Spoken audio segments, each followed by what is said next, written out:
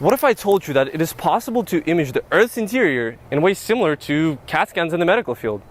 These images can better inform us of a range of processes, from mapping the location of hidden faults to understanding the Earth's magnetic field, and even to crust behavior when glaciers retreat.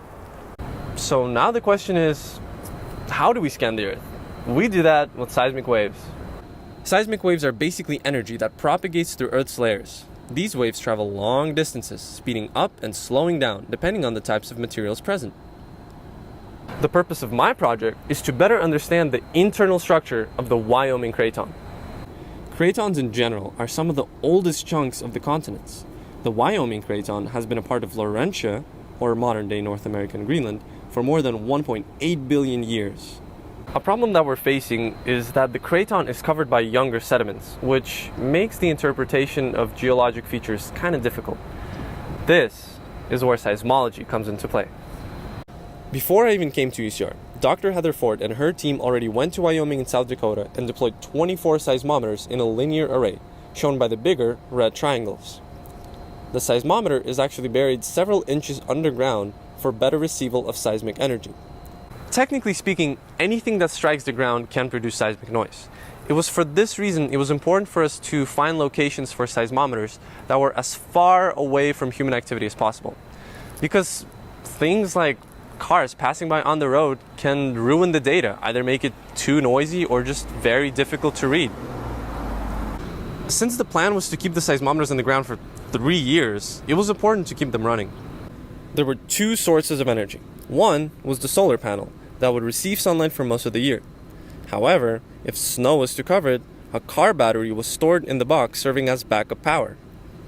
Once we successfully retrieved all of our data on SD cards and brought it into the lab, we started analyzing it, and this is what we got. But hold on, let me give you a little background. So here we have a shear wave, or S wave, and it's just traveling through the Earth.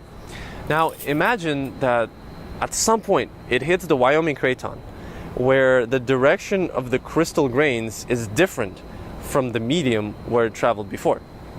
When that happens, our S wave is going to split into two parts.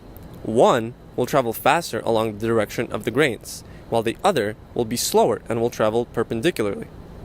On this figure, the faster component is shown by the dashed blue line, and the slower by the solid red line.